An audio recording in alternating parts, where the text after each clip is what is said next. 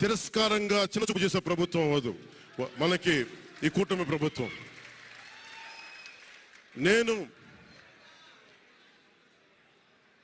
నాకు రాజకీయాలు డబ్బు అవసరం లేదు. నేను మీకు మళ్ళీ చెప్తున్నాను. మీకు డబ్బుల కోసం, పేరు కోసం రాజకీయాల్లోకి రాలేదు. మీలా నలిగిపోతారు చూస్తారా ప్రతి ఒక్కళ్ళు. సగటు మనిషి మాకు ఎవడు ఉండేంటి, నా కులం లేదు, మతం లేదు, నా కష్టాన్ని ఎవరు చూడరేంటని ప్రతి ఊర్లో ఉండే ఒక సగటు మనిషి అనుకుంటాడు. ఆ మనిషి కష్టాలు నేను చూసిన వాడిని. ఆ మనిషికి భుజం కాయడానికి నేను వచ్చాను రాజకీయాల్లో.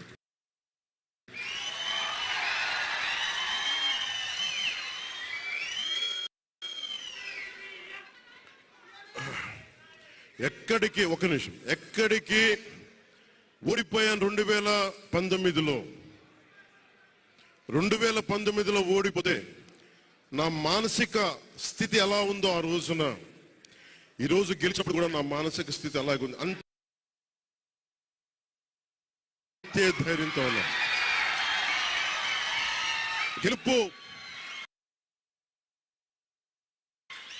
గెలుపు నాకు బాధ్యత ఇచ్చింది కానీ అహంకారం ఇవ్వలేదు. రాదు. ఇంకా భయం వేసింది. అందరూ నాకు శుభాకాంక్షలు తెలియజేస్తా ఉంటే నాకు భయం వేసింది. ఎందుకంటే ఇల్లు అలకగానే పండగ కాదు ఇది.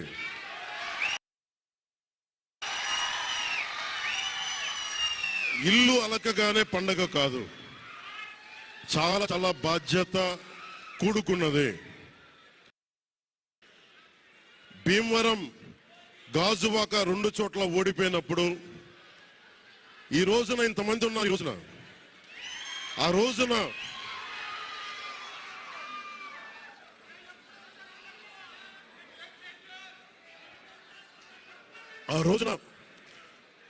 నా పక్కన నన్ను నమ్ముకున్న కొద్దిమంది తప్ప, కానీ నాకు ఒకటే అనిపించింది, నేను పరాజయం చూసి భయపడను, ఓటమి చూసి భయపడను.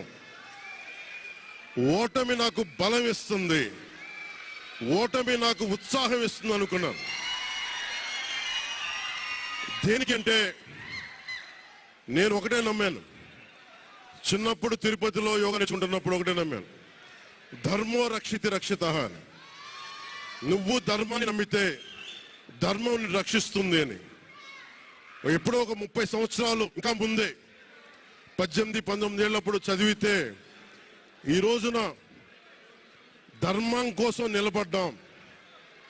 ధర్మం కోసం నిలబడితే ధర్మం ఈరోజు మనంటే నిలబడింది. అందుకని మనస్ఫూర్తిగా ఏ శక్తి అయితే కనిపించని ఆ పరాశక్తి, కనిపించని ఆ దేవుళ్ళందరికీ కూడా దయచేసి అరవద్దు.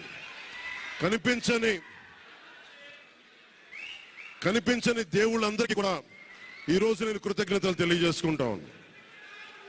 మనస్ఫూర్తిగా మీ అందరికీ, పిఠాపురం ప్రజలందరికీ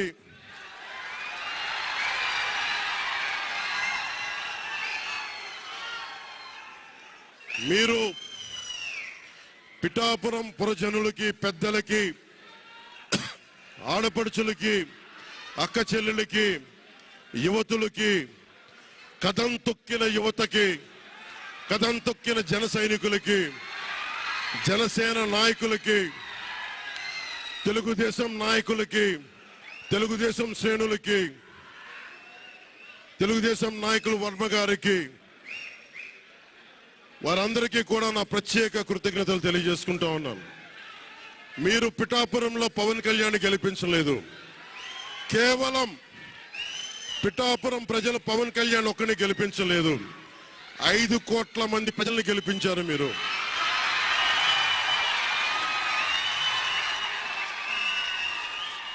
నాకు బలం ఇచ్చారు. ఈరోజు మీరు గుండెల్లో పెట్టుకొని ఓడిపోతేనే ఇంత బలంగా నిలబడినవాడిని,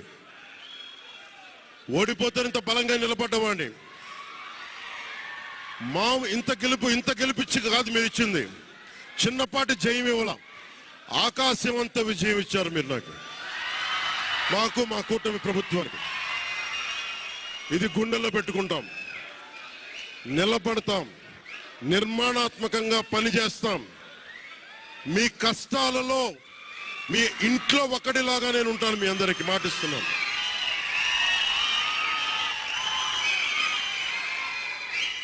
మీ ఇంట్లో ఒక్కడిగా. ఒకటే గుర్తుపెట్టుకోండి, మా ఇంట్లో మా కుటుంబ సభ్యుడు నాకు కులాలకి, మతాలకి, ప్రాంతాలకి అతీతంగా ప్రతి ఒక్కరు ఆలోచించాల్సింది, మా ఇంట్లో కుటుంబ సభ్యుడు పవన్ కళ్యాణ్.